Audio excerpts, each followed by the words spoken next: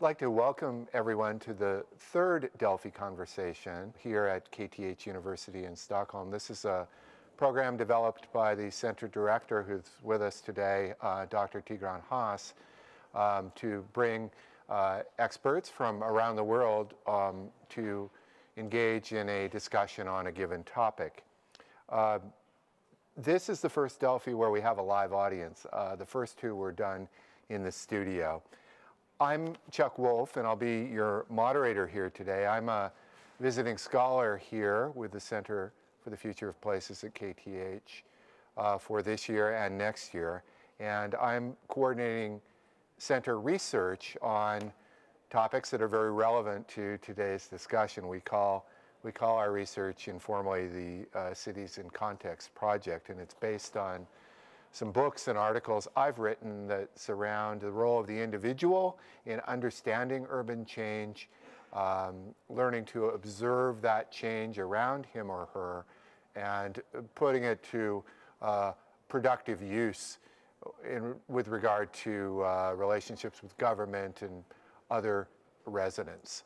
I was recently privileged to apply some of this thinking in northeastern Australia as part of a Fulbright specialist project where we looked at the context of some fundamental urbanism tenets such as walkability and applied them, for instance, to two tropical cities where during the day walkability is a problem because it's so hot. We looked at, in other words, some very conventional ways of thinking about cities and how they might resonate better in that particular climate situation. That's context. We have another big word here called authenticity, and authenticity is something maybe we all crave in our urban surroundings, but we don't always know what it means, and we don't always know what we're looking for. Is it a nostalgic feeling? Is it a collective memory of what things used to be, the good old days? Have our cities lost their soul? There's a lot of discussion about that these days, and we should give credit to actually a noted sociology professor from the City University of New York, Sharon Zukin, who was here last year as what's called an Athena lecturer. And Sharon wrote a book in 2009 called Naked City, where she took this issue apart. And she created a construct that any recent writer in the field, and there's a whole, if you're interested, there's a whole new volume published by Routledge called Authenticities. The hypothesis tends to be that authenticity is maybe not a truthful concept, and it's a recipe for gentrification and a power relationship with place that gives us what we think Paris should be. But is Paris more than the Eiffel Tower? Of course it is, and we have a picture to introduce that conversation before we transition to our questions and answers. This is not Paris. This is Berlin. And the question is, for those of you who know Berlin, this is right near the railroad station adjacent to the zoo. And for those of you who know Berlin as well, this was a very much bombed section of Berlin towards the end of the war. And you see the remnant, the famous church that remains with its partial steeple. And then you see various aspects of the new Berlin. You see open space, you see a building that perhaps plays off the church, you see a building under construction, and you see funky Berlin, meaning Bikini Berlin, which is a popular restaurant with visitors and tourists and whatnot. I would ask everyone here and everyone around the world, what's authentic about that? And the answer is, I'll take moderator's prerogative and I'll say, well, there's lots of authenticities here, and it depends. As I say in one of my books, it depends on who's looking at what from which angle. So with that, this is sort of whetting our appetite. It invites questions about whether we're talking about the physical, the social, the cultural, and as you'll see, we probably are talking about all of them. And we'll return to all that in a moment, but I'd like to ask our four panelists to introduce themselves, and I'm very, very grateful and pleased that, that you've all come here to Stockholm today. Hi, my name's Maria Adebowale-Schwarte. I'm a strategist and I focus on urban placemaking and cities. I guess the key areas of my work is funding, so economic models, green spaces, environment, and inclusion, and social value. So how do you create and how do you look at the value of a city? How do you recognize that? And also, how do you plan for it in regards to planning regulations and planning law, but actually how do you strategize and create the right models for a fair, inclusive city? I'm the author of The Placemaking Factor, and I'm also the co-founder of a think tank and consultancy called Living Space Project. Hello, I'm Manish, Chalana. I'm an associate professor in urban design and planning in the University of Washington. So I'm Chuck Wolfe's colleague. My area of interest and work is largely in historic preservation planning and international planning and development.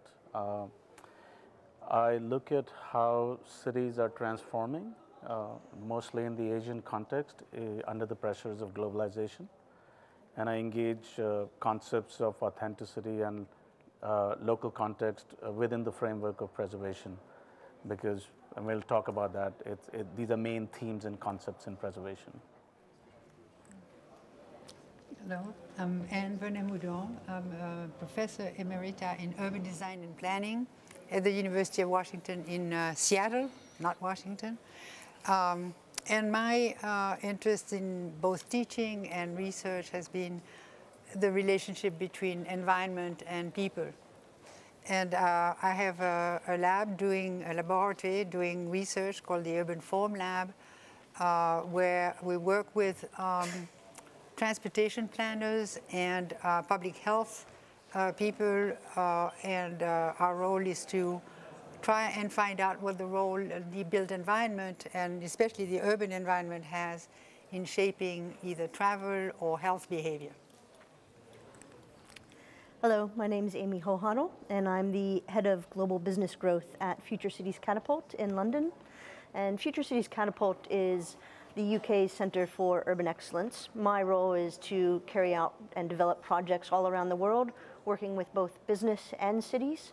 So projects that help grow innovation, grow businesses, create jobs, at the same time, the ones that are making cities better. My affiliation is also with King's College, London, and that's where I conducted my research for and wrote my book, Local Leadership in a Global Era. And so that's a particular interest of mine. What's the role of local leadership and local entrepreneurship even, whether it's elected leadership, business leadership, community leadership, in helping to make cities successful? And asking the question, why are some cities successful when it comes to innovation while others are not? Thank you. And this is a very carefully selected panel, and the fact that two of them are from Seattle and two are from London, both places that I exist in right now, is only coincidental. So I think I'll take one more moderator's prerogative and say cities are not static. A lot of people, when they talk about, authenticity, they sometimes form a static idea of the past and want it back. So the question, heading towards a evaluation approach, whether it's quantitative or humanistic, what are your general views about the role that authenticity and local context play or should play in conventional measures of success of a city, whether it's at an urban scale or at a neighborhood scale? We have rankings, for instance. We have Monocle, we have The Economist, we have Mercer. They all tend to select a certain kind of city. There's sort of a rotating top 10.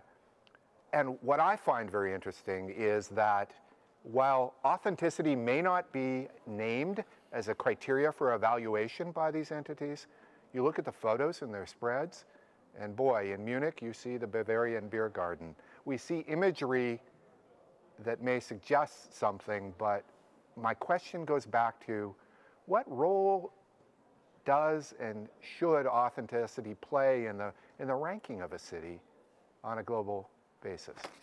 And Maria, do you want to start, or? It would be me. Yeah. Yeah, I mean, I've been thinking about this a bit, as you might expect. Authenticity, I think it's an interesting way to have a discussion about how we value cities and urban places. I think you're right, Chuck, in the sense, well, you didn't say this, but I think the problem with it to some extent is that we think of it as almost Disneyfied.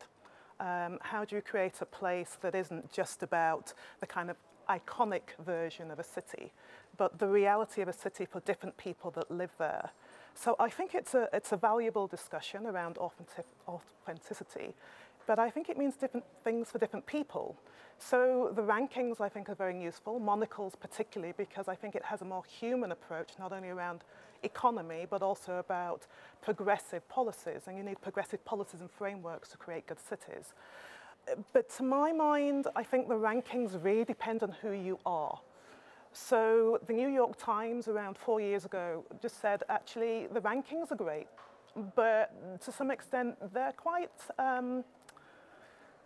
well, they're quite Anglo-centric, and they are.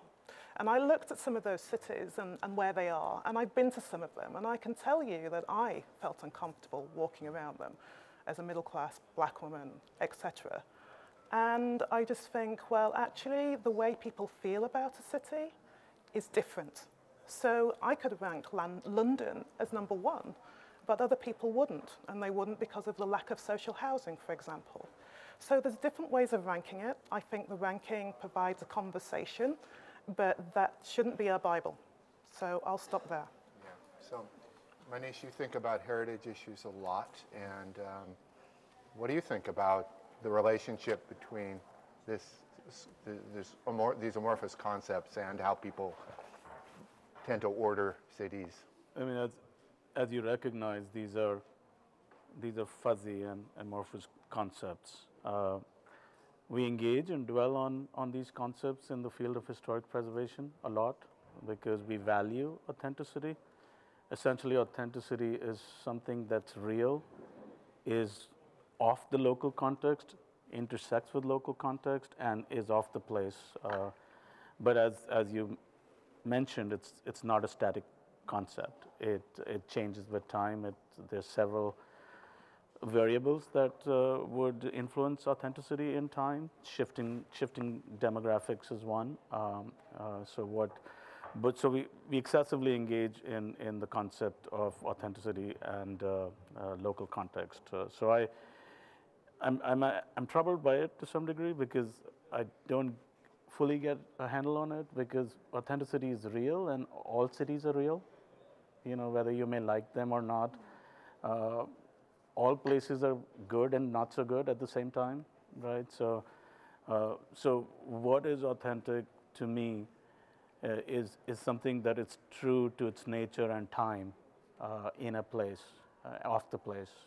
So I try to see it like that, and my critique of preservation is that it ignores the local context in pursuit of the high and the beautiful and the mighty in the landscape, which is the monuments. So we ignored the context. Thankfully, Paris has done a relatively decent job in preserving its local context, as well as Barcelona. The plans are mostly in place. The historic context, the local context is in place. But in many places in India, especially Delhi and Agra, we focus a lot of energy on the Taj Mahals and the Humayun's tombs, and we completely ignore the local context. And that, to me, is a loss of authenticity. Yeah. So now we're really rolling. This is good, Anne? So, yeah, I think that in terms of the authenticity, the ranking of cities, we seem to like indices and ranking everything these days. It's because we want to go faster and we want to summarize, the world that's increasingly complex to us, so we want to summarize it with more simple measures. And the notion of authenticity, it seems to me that for the generation of my grandparents, for instance, would look at me with empty eyes and say, what are you talking about? Local context, authenticity, that's all there was. And to me, authenticity is sort of a modern contemporary kind of term that we need because of globalization. In other words, even though we're not all the same, right, Maria, we we are getting to be similar, more similar every day. We get to eat the same food, to have the same clothes, etc. And so the authenticity is sort of there. We hang on to it and say, oh my gosh, you know, that's a way to sort of describe the local. But it's a contemporary, it's very modern, contemporary sort of concept. And it's useful that way, but that's why we're also ill at ease with it. Yeah. Right? Yeah. Well, I'm going to resist any editorial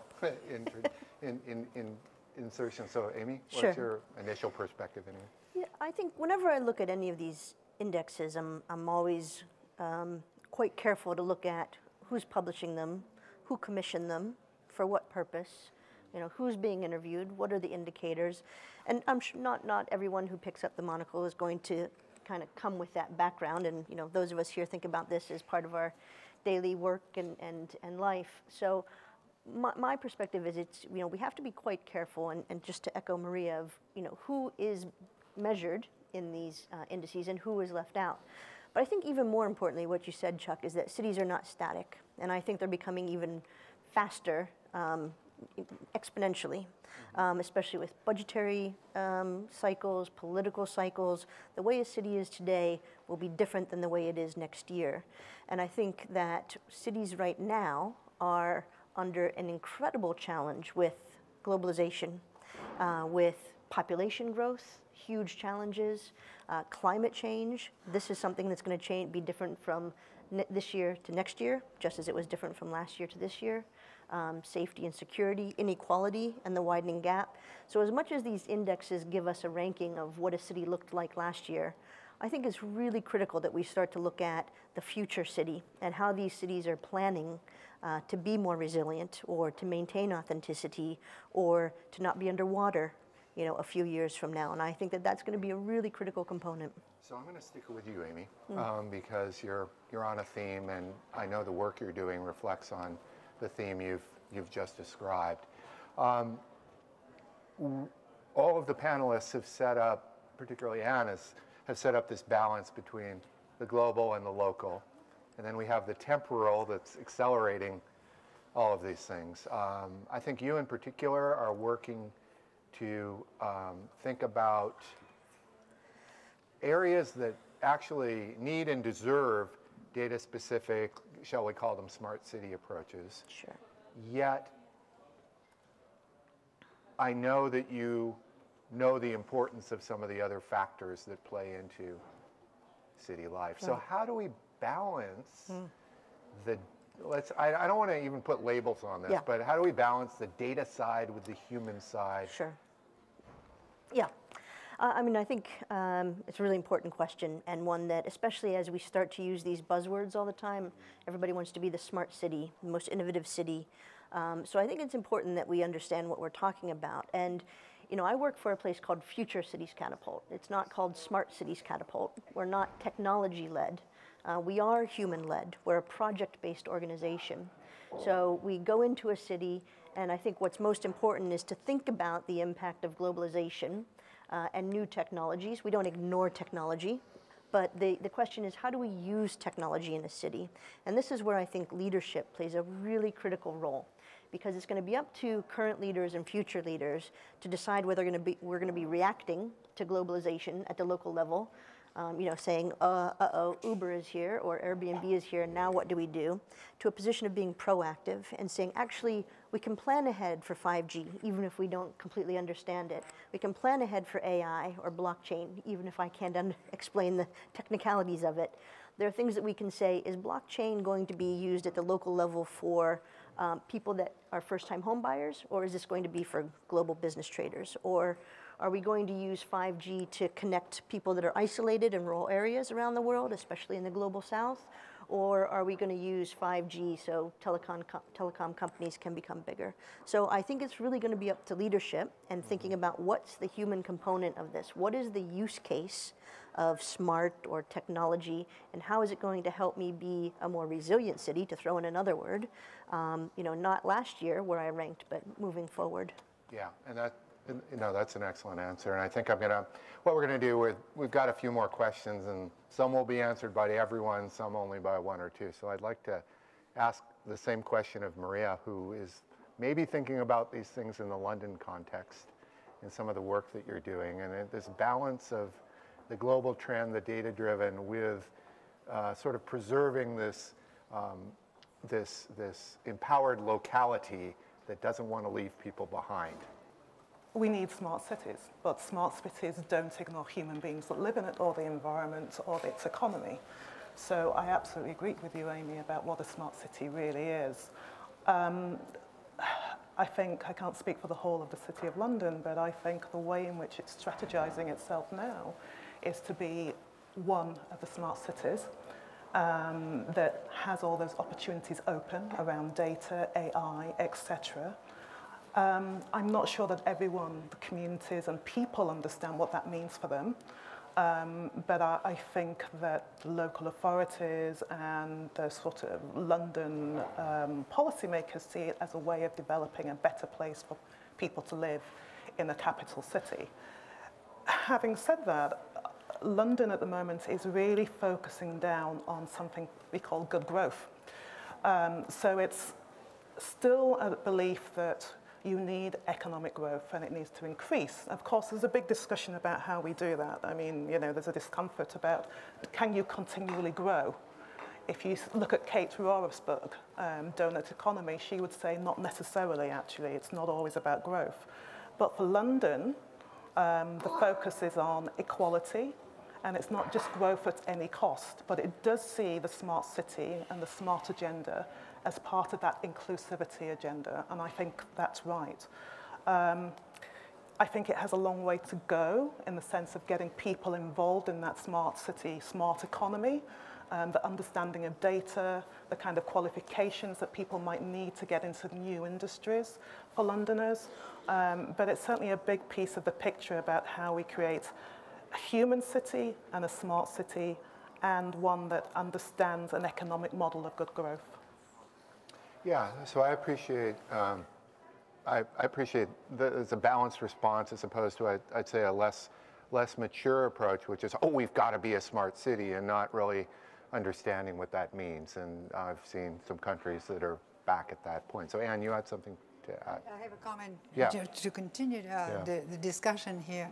And it seems that the flaw in the approach to the smart city and even the future of the city with tech, you know, being up there, is that it's too economically driven. And Right. so if you look at the 10, 15 cities on Monocle or all these other sort of ranking systems, there are cities that have very strong social, setting, and they all pretty wealthy cities.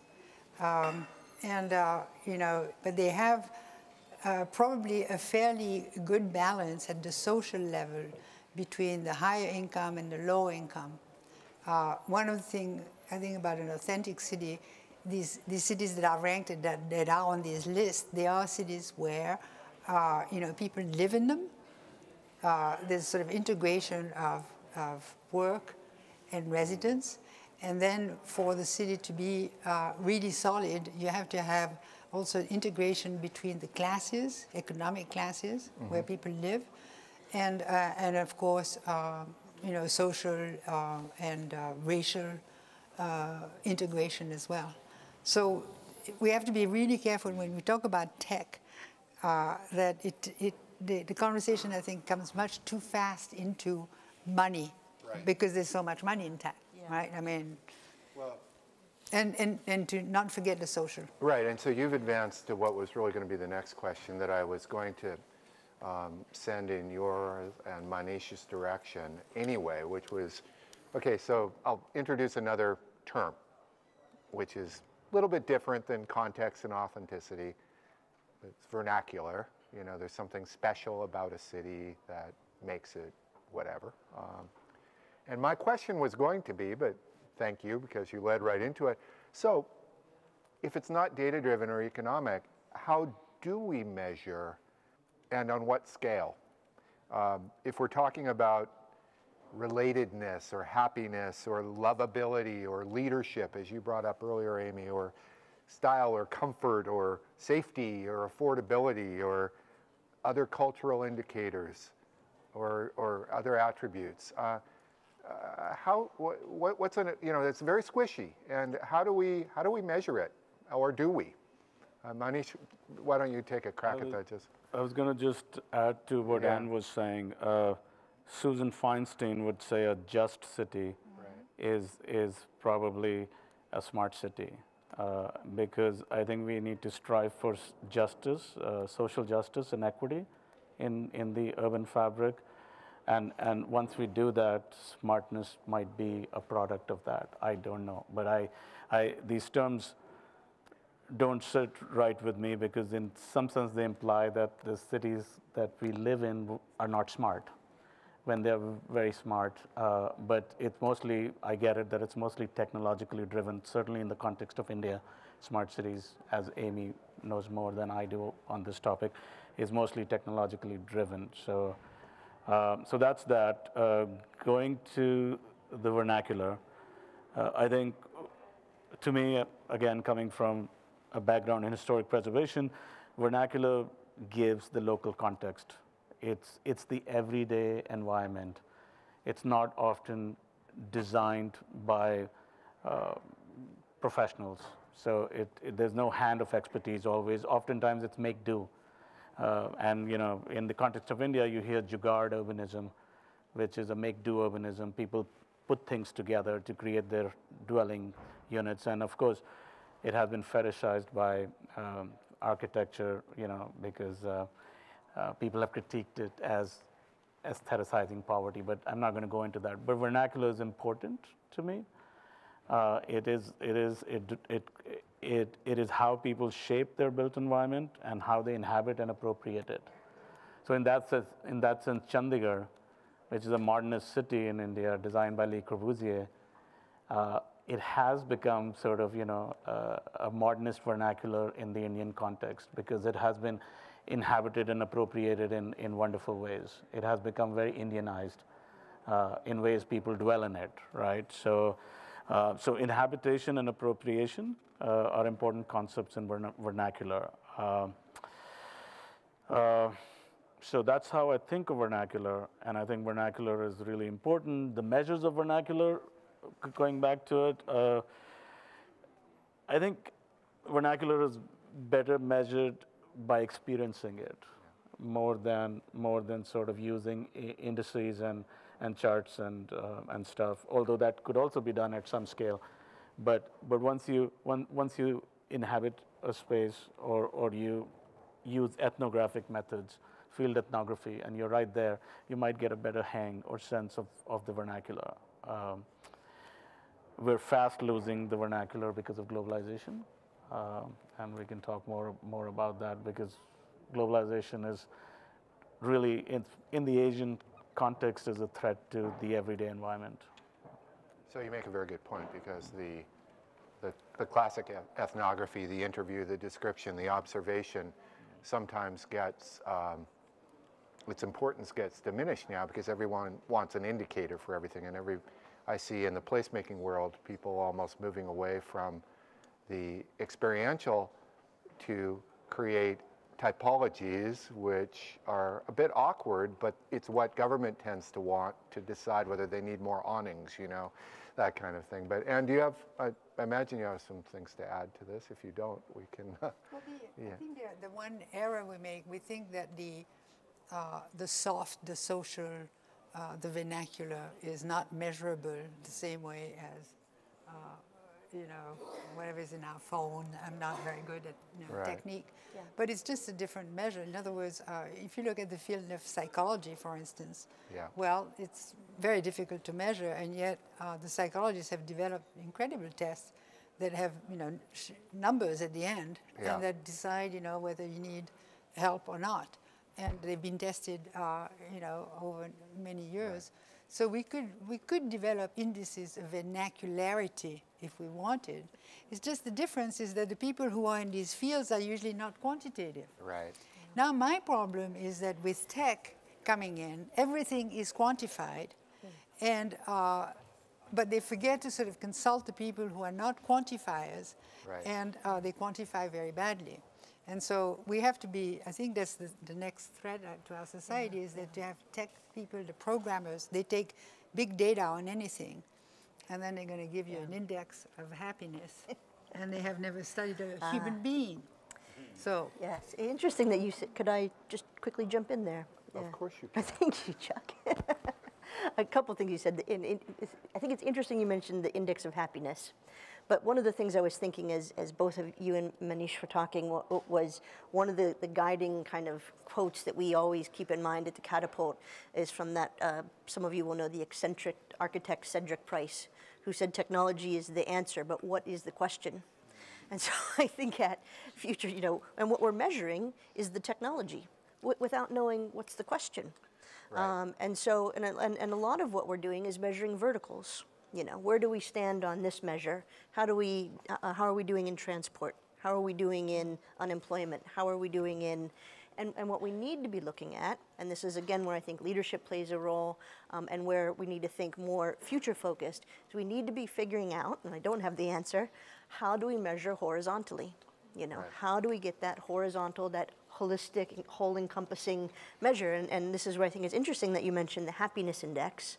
It is, with full disclosure, something that I'm involved in with Dubai, and I work on the UN Happiness Policy Report, which is a companion piece to the index, which talks about, well, this is the index, but what are the policies that accompany this index? What do they mean on the ground, and what do they look like? Now, the one thing that I think is interesting about the happiness index, it's attempting to do something. Now, whether or not it's achieving it yet is up for debate about the indicators, but it's attempting to measure an experience. And so, the question that they're struggling with the index is, how do we measure an experience? Whereas some of the other indices are measuring the verticals and then kind of compiling them to say the sum of these equal this. And so I think that measuring of an experience is quite difficult, and there's going to be lots of different answers to it, and I don't pretend to have any. But I think we need to think more about the horizontal than the vertical. Can I just add to that? I think you're right. It's not my area of expertise, but I think that there is I don't know if it's a subculture, but there's a new way of people trying to measure data about how someone feels when they go into a park, which bits they use.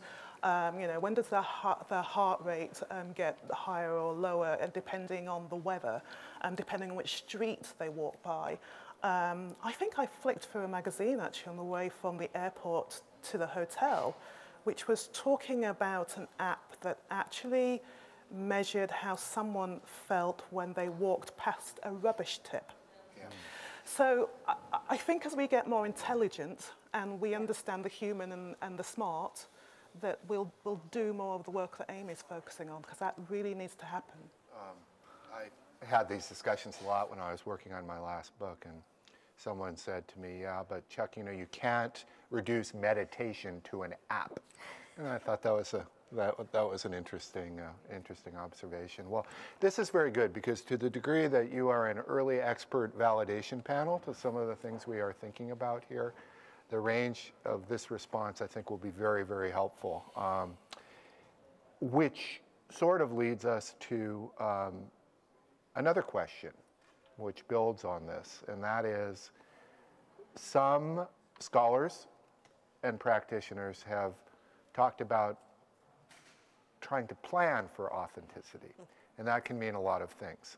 That can mean coding with regard to the look and feel of building types, which we may hear a little bit more about later, based on movements that were developed in the late 80s. Or they talk about trying to receive the qualitative message from the people and reflecting that in plans and policies going forward. So if we accept that a vernacular, whatever word, the three that we're playing with, authenticity, vernacular, a local contextualism, is something that's important, should we try and plan for it, and how do we do that? And this is a little bit different than the more, how do we measure it? Yeah. Yeah, so do you think this is something that planners should be doing in some way? Yeah? So I have a Yeah. quick, to get into the subject. Yeah. It seems to me that if we're serious about authenticity and vernacular, the first thing you want to do is have a program of mixed income neighborhoods, so that you don't have, because we know that, we've said it, right, that authenticity leads to gentrification, because it's desirable. So then, of course, the gentry comes in. And why not? But there are ways, and they've been tested, and they're quite possible to mitigate gentrification. You don't stop it, but you mitigate it. And to me, you know, if we're really serious about planning for authenticity, planning for the vernacular, then we have to make sure that different people can still live together, because that's really what makes something authentic. If you think of a place where a rich ghetto or a poor ghetto, either place is not very interesting.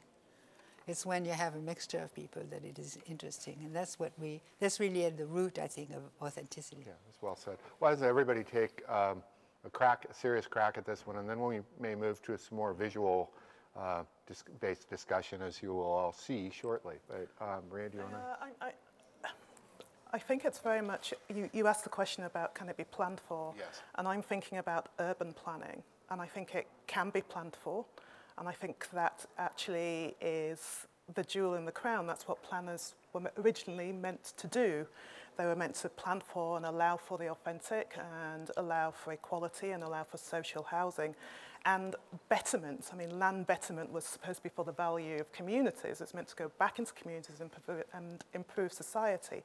That's changed now, and certainly for London and the UK, and I'm sure for many other countries, we've got stuck in this thing around land value, the value of land, and as we get more stuck into the price increase of land, that actually almost freezes any discussion or any urban design or architectural thinking around vernacular, around sense of place, around allowing for the authentic, allowing for heritage, the tangible and intangible, because I think sometimes it's felt that where's the pound sign, where's the dollar signs?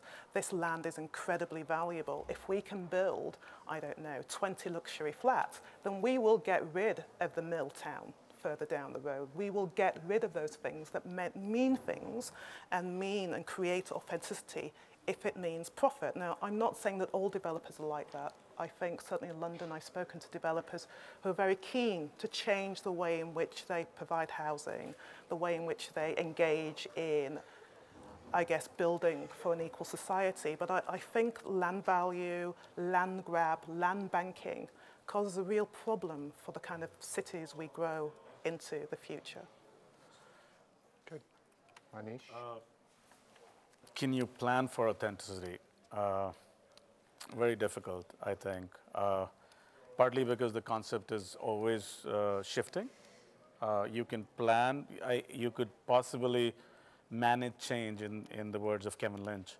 You can sort of plan for a future that is respective of multiple layers of development in the built environment. You can plan for different communities. You can plan for an equitable city, and that in essence makes an authentic city. So you could do that.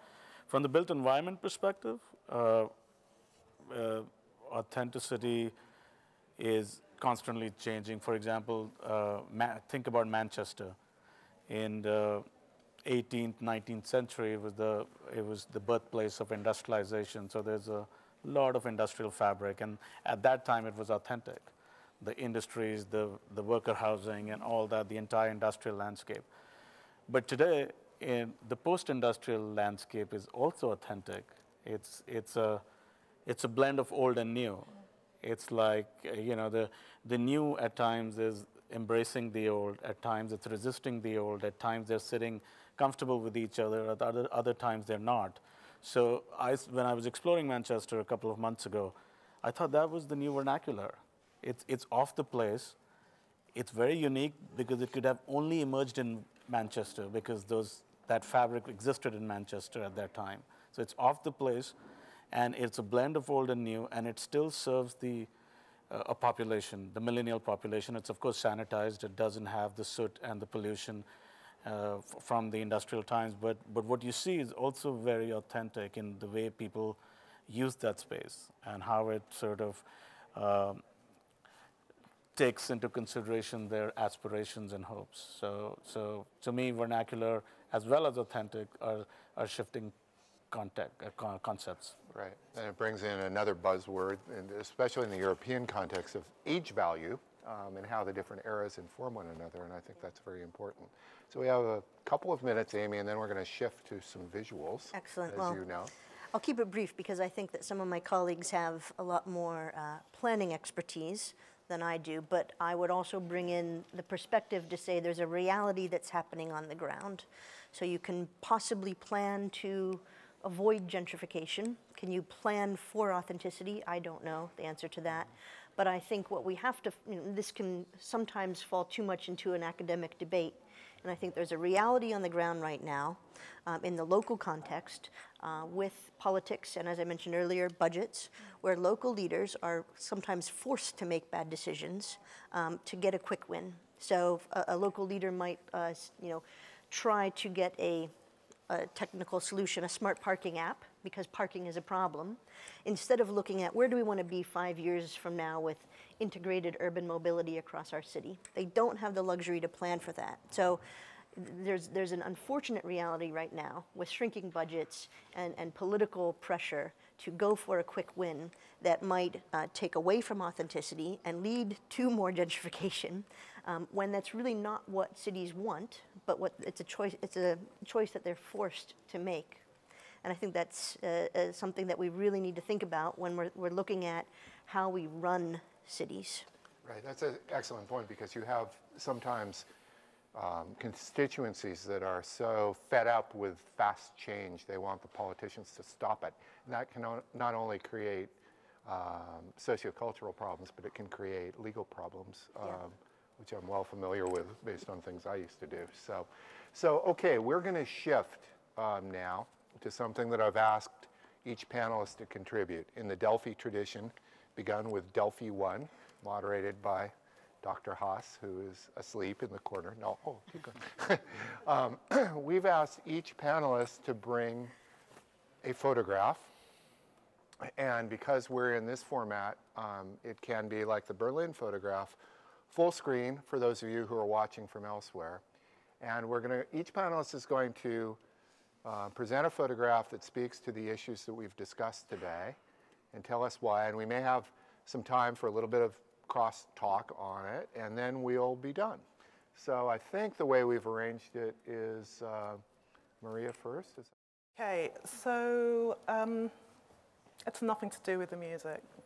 In a way, it's kind of obvious. So this whole conversation about cities is almost a conversation about how we feel about them and our thoughts, a kind of moral, emotional instinct about what a city should be about. And I was walking down the road with the kids, and it was a nice sunny day in southeast London, and there's been a new development. And actually, it's a really nice design. I don't know why I sound surprised. It's very nice. It fits into the street. And I hadn't realized it was called Soul Street. And for some reason, I took the picture. And since then, I've been thinking about it. But I think for me, it's very much about this constant fight and discussion around policy, smart cities.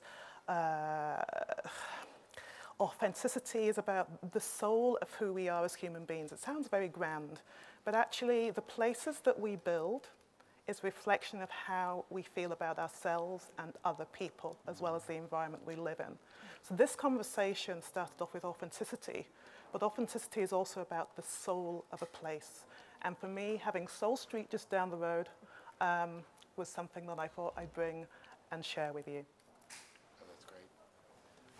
Let's do kind of a lightning round set of responses. If anybody has them on the panel, does anybody want to comment on Maria's photo or her narrative?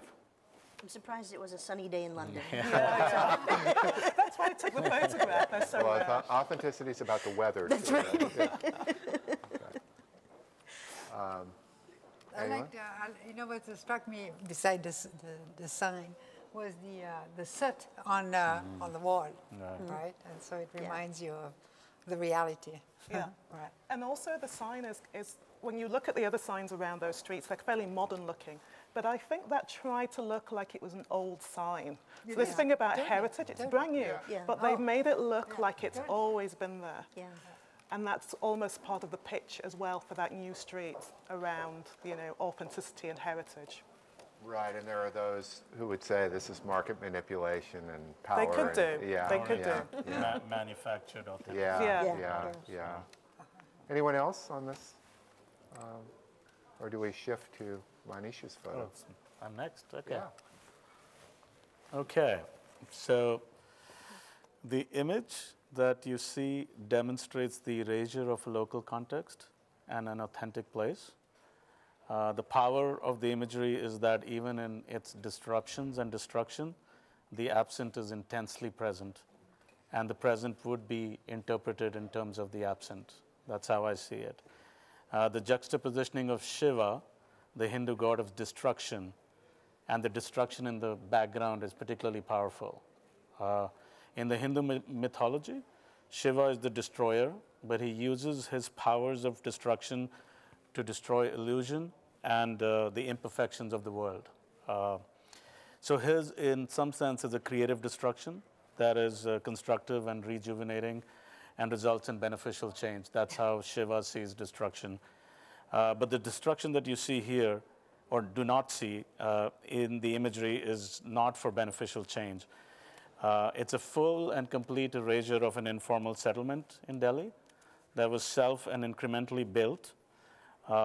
It demonstrated diversity in urban form from various regions in the country, housed multiple communities, high density, mixed uses, retained complex social networks, as well as integrated lives and livelihoods, and provided for gendered spaces in the Indian context. So a full living community, which was erased last year to make way for global modernity.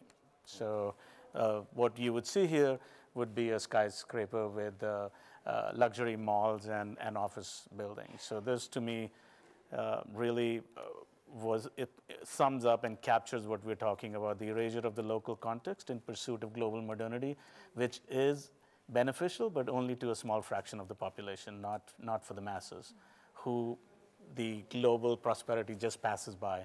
Think about Trump's America, So we have to face with the consequences of the passing of the global prosperity by the masses. So yeah, that's good. Any comments? It's just a very powerful image, isn't it? Yeah. And destruction all around it, and this beautiful, beautiful piece of and I didn't set it up. It was right there. You can see the statue is also broken. Yeah. So somebody found it from the debris and had put it on the site. And I was there last year, and I was just frozen. I was like, wow, this is powerful. I will say that I do know an example of a similar setting in South America where a large design firm, who shall not be named, was called in to wed such a settlement with the more modern part of the city.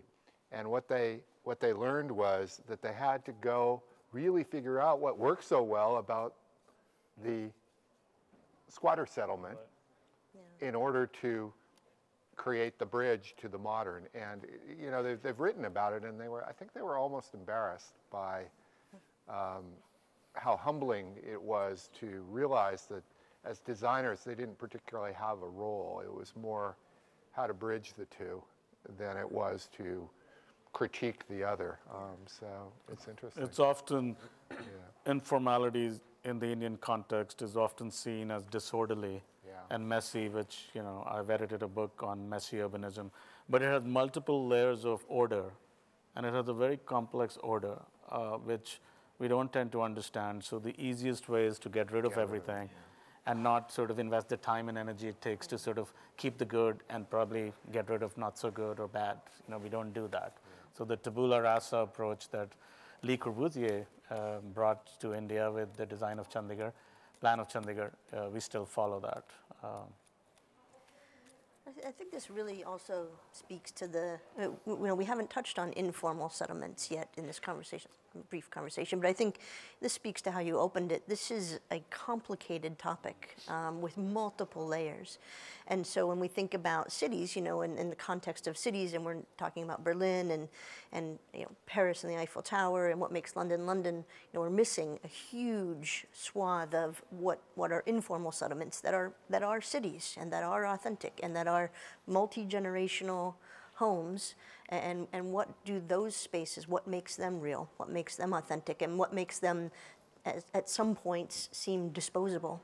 And they are the majority of the spaces and cities that we're creating. They are. Not the things that we've been talking about. Yeah, absolutely. Yeah? So I think my photo, Manish, is slightly more hopeful and a little more crazy. So that's Shanghai, and I selected the photo because I like the photo. And then I had to do some research and say, what is really behind that? So that it was pretty impulsive sort of selection. I like the photo. You notice there seem to be no people, even though that's China, where you have 1.4 billion people. Well, there are people on the Weibudu bridge that's over there. That's an old bridge from the 30s. And then the Broadway Mansions is this sort of wedding cake skyscraper of the 1930s. And then you have Pudong, which is the east side of Shanghai in the back.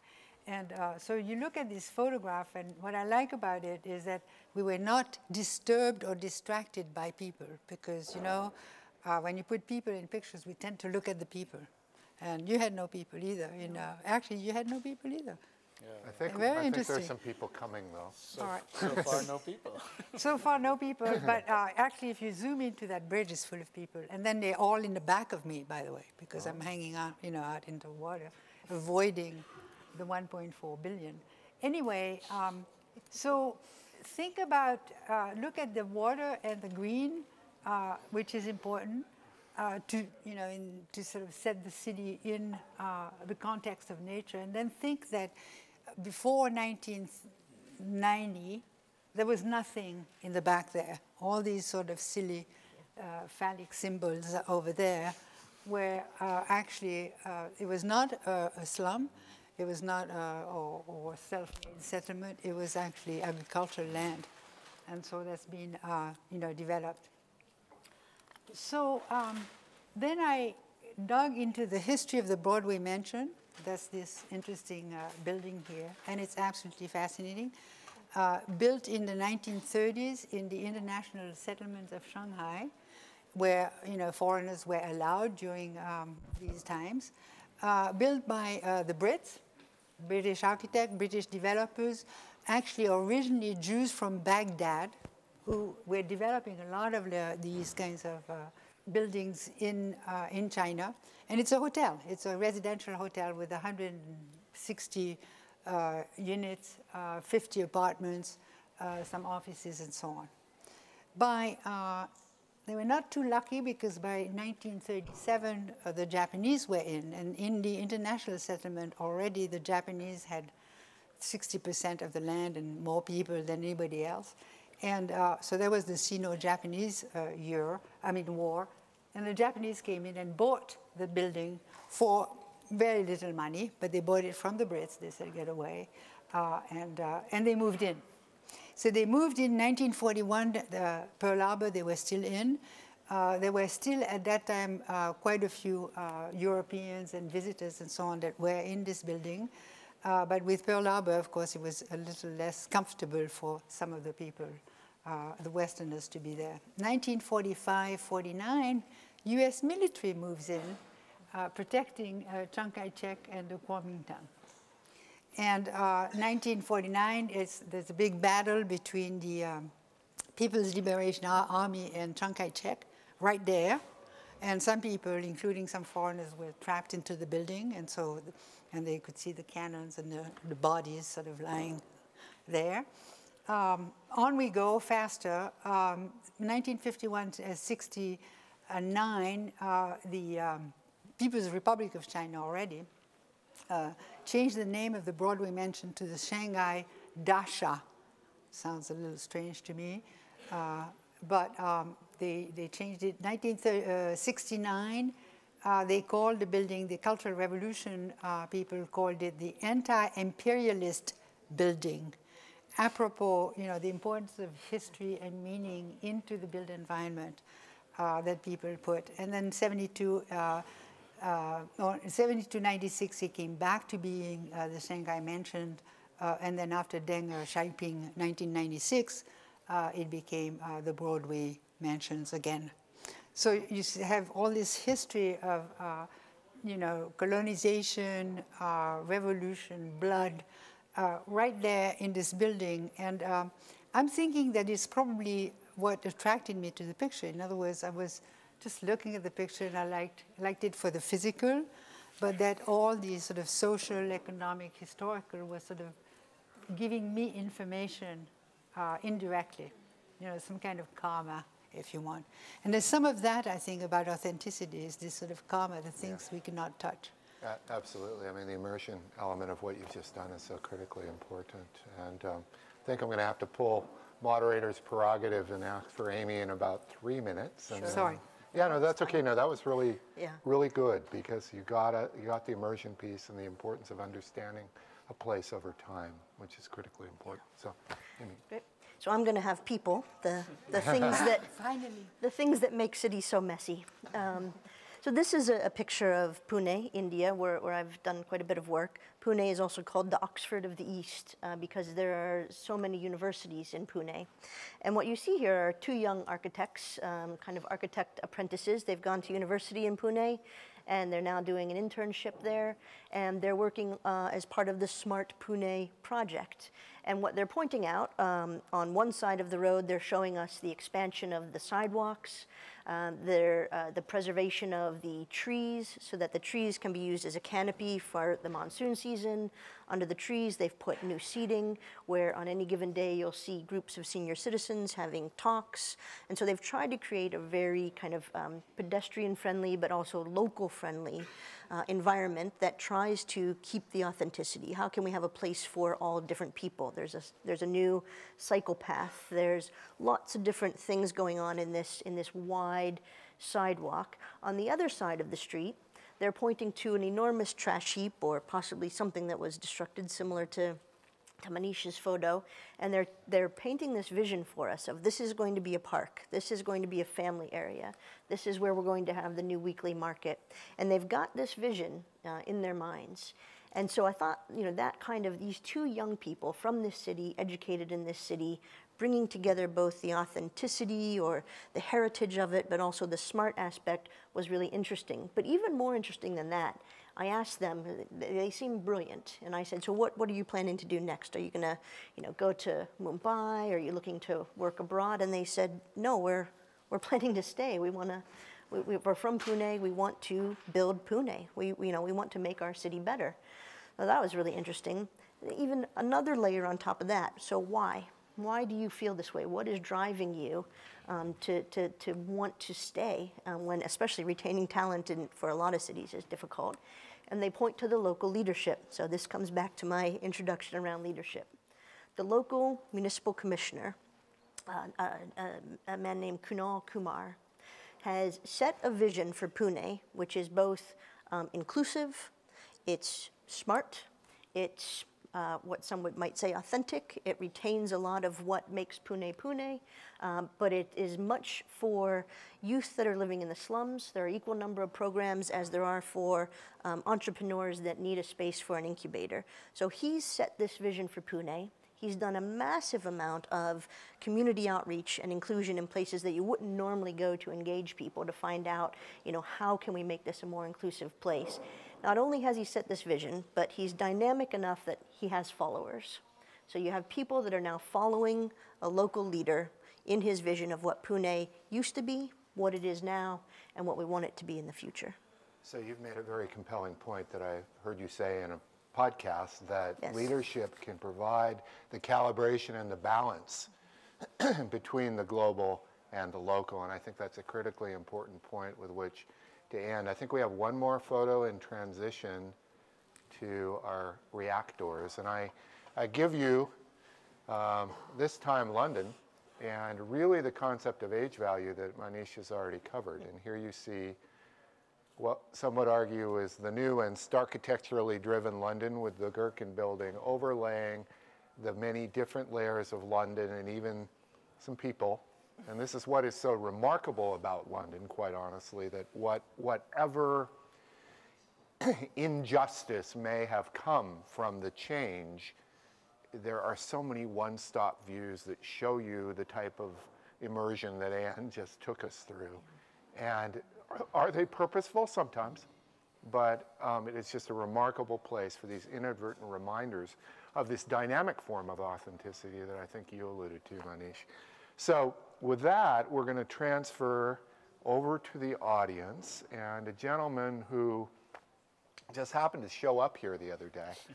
You never know who's going to show up in Stockholm. I'd like to introduce everyone to Peter Katz, who was the founding director, CEO, president for the Congress of New Urbanism, and was the gentleman. I mean, we can say a lot about the founders of the New Urbanism movement. We can say a lot about what New Urbanism is, but Peter was really responsible not too long ago, but it's now ancient history, 1989 to the early 90s, of putting the movement on the map.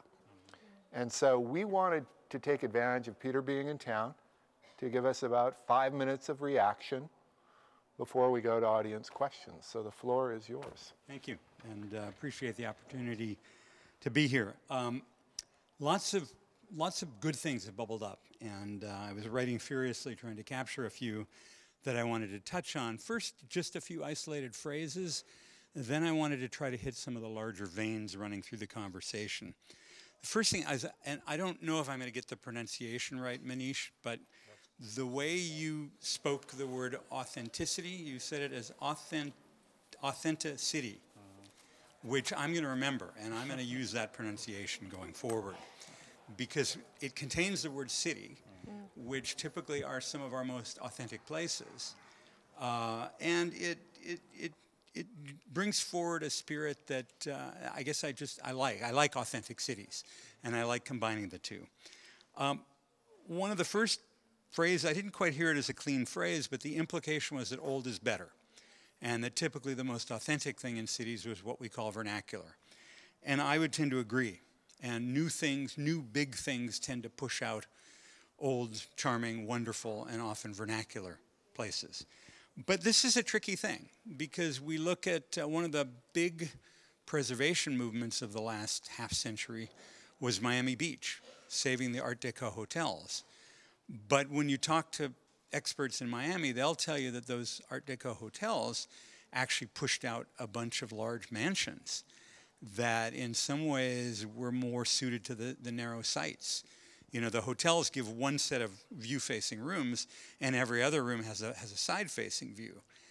And again, they're quite wonderful, but the question is, there's not a single example left of what the Art Deco hotels pushed out. And so does the curatorial view says, well, we have to just save 2 or 3. You can't just save one because it doesn't give the rhythm. So we have to say, the question becomes, who is the curator? Who decides how many is significant? I think of Anne's wonderful writings on San Francisco, and occasionally you'll see a single row house preserved in a block of high-rises, and it makes no sense whatsoever. It was about the rhythm of the repetitive facades. So the other thing I realize is that the pushing out of the vernacular wasn't something that happened by accident. It was deliberate. If you recall, the first name of modernism, the first name used for it, or one of the early names, was the International Style. It was a show at the Museum of Modern Art, I believe Philip Johnson and Henry Russell Hitchcock, and they were reveling in the fact that from Helsinki, Finland, the work of Alvar Aalto, to Germany, Gropius, to Brazil, I don't know if Niemeyer was part of the group, but all over the world there was this very similar white formal architecture that was ignoring context.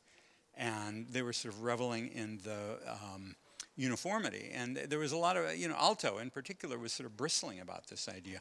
Was he a regionalist? Was he an international style practitioners? And the curators went out of their way to find examples of Aalto's work, which ran the gamut. They chose the examples that were the white, pristine geometric buildings, when he really had other examples from the same period of much more rooted structures.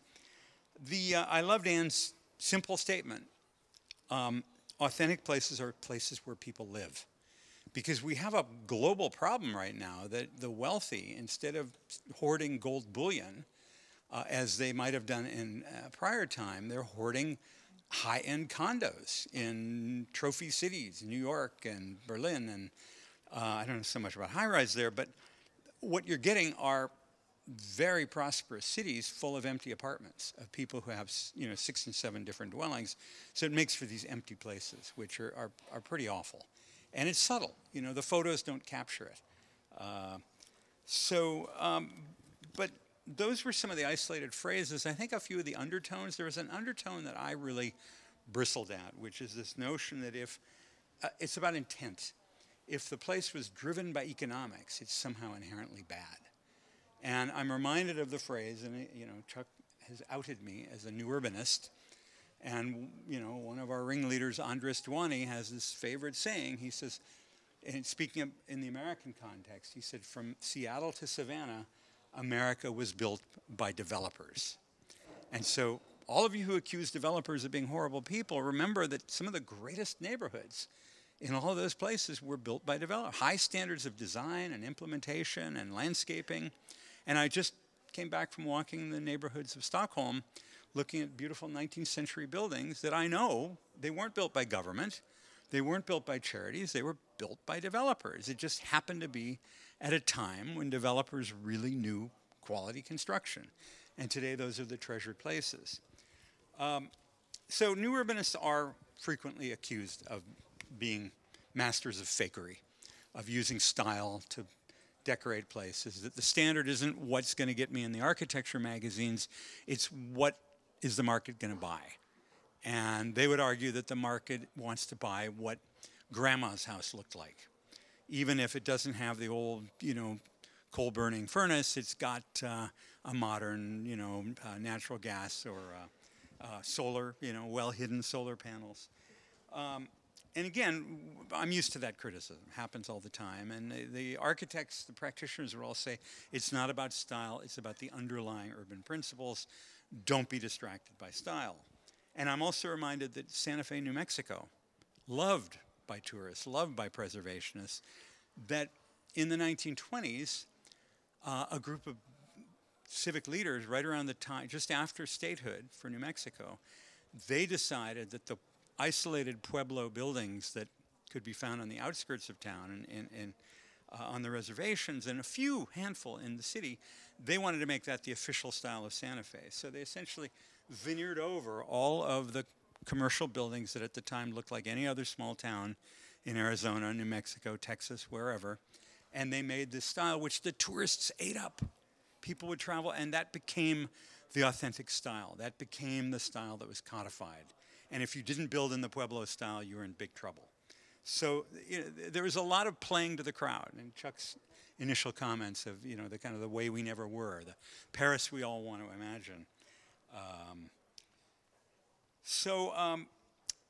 Just a quick word to close about why I'm here in Stockholm and in Helsinki, and which is where I'm going next, and speaking to this issue of smart cities. As it happens, both places are leaders globally in smart city transportation thinking. There's a movement called mobility as a service, which was it was born in Helsinki. Actually, it was a graduate student's thesis, commissioned in some way by the city of Helsinki. She pulled out of her mind this idea of mobility as a service, wrote it up, and it was embraced. And it's something the whole world is running with. And I'm going to be meeting her in a few days.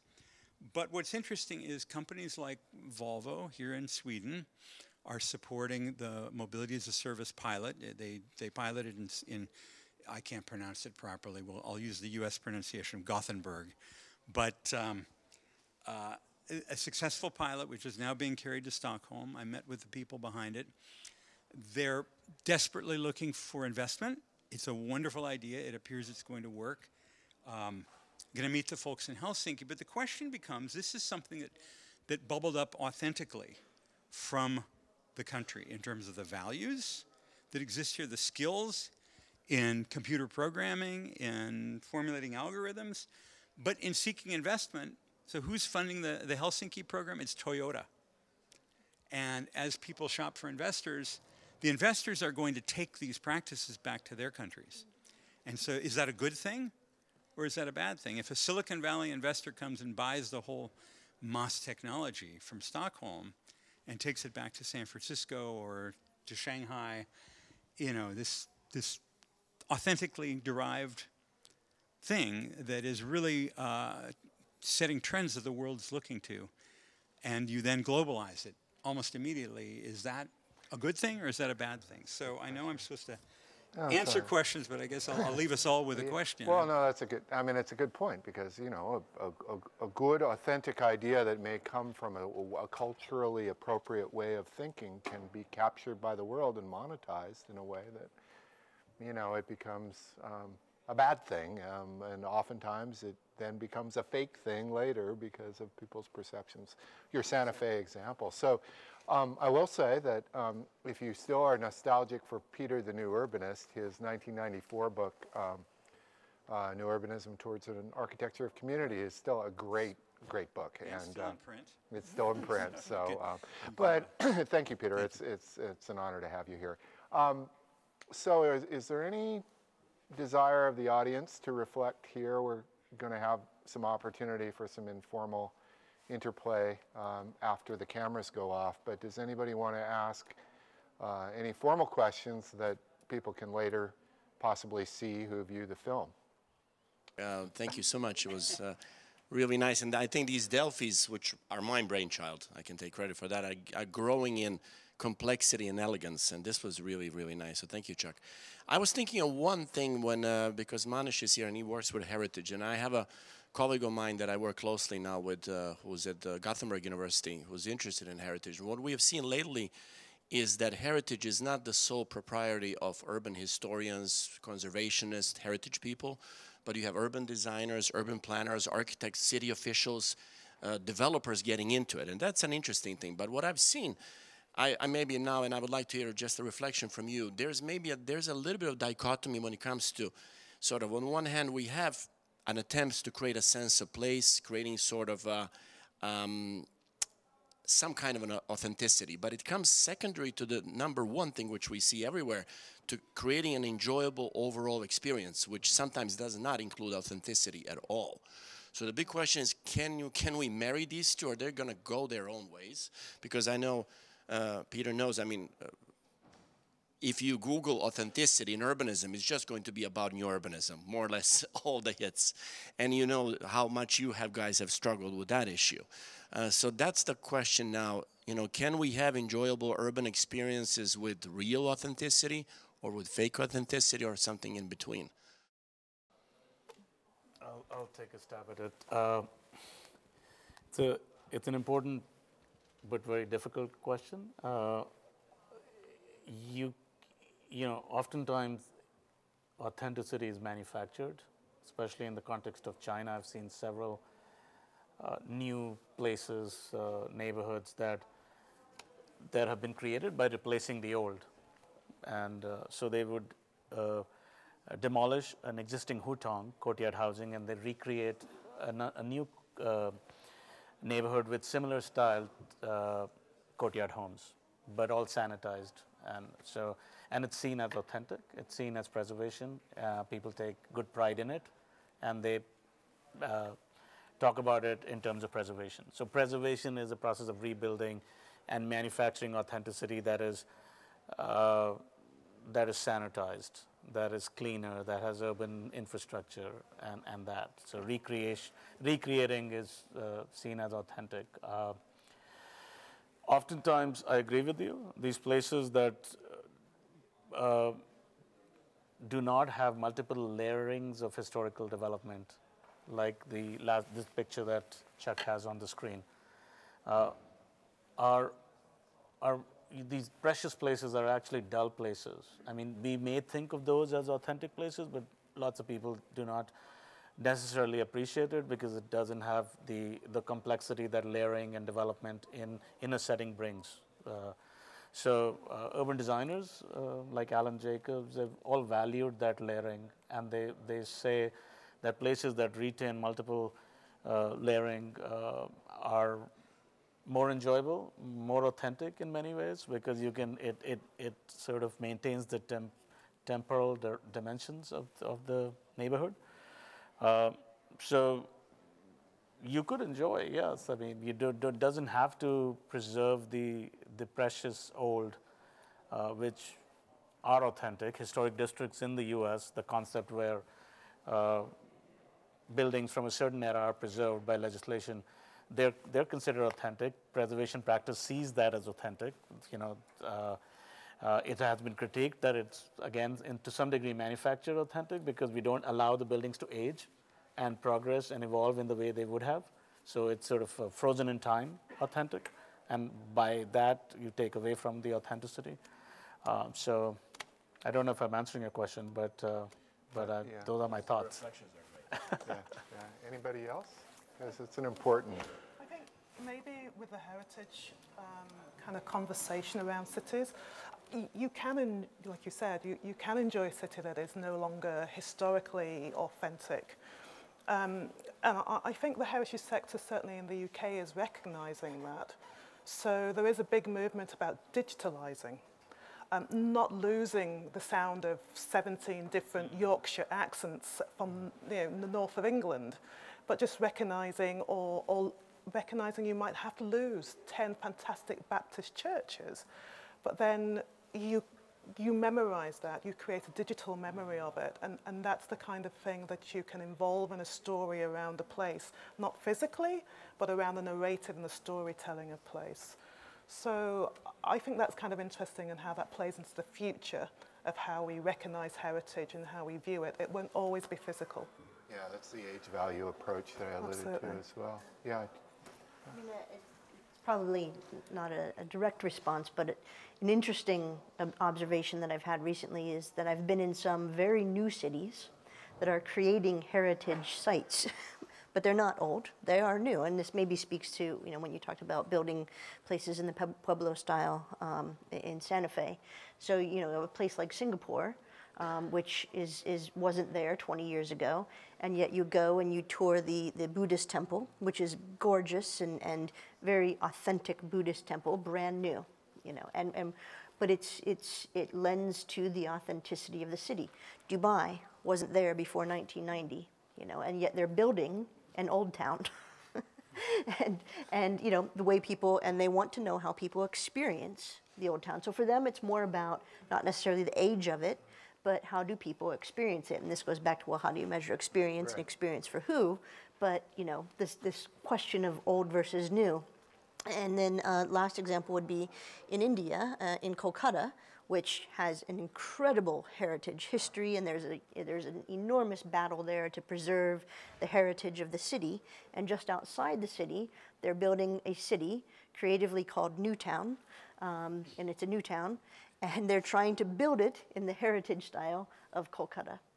But they're using what they've learned around SMART and how do we build communities for people. Are we going to plan for this to be a community that has good senior citizen living and authentic places for seniors and good mobility? Is there going to be a lot of students, and what's mobility and mobility as a service going to be like for Newtown, Kolkata? So this is, again, Chuck, just to go back to the very beginning, this is a really messy, complex topic of what is authentic. Just adding to it, Las Vegas comes to mind. Yes. Yeah. It's in some sense, it's very authentic. It's honest.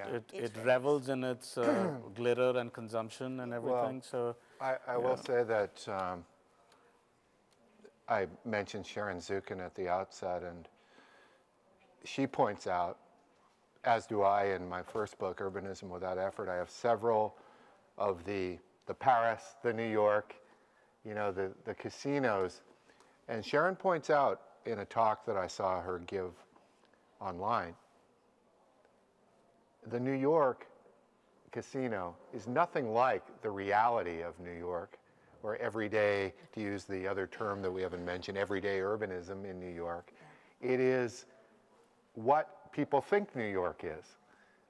The Paris is have you been to the stylized Las Vegas casinos?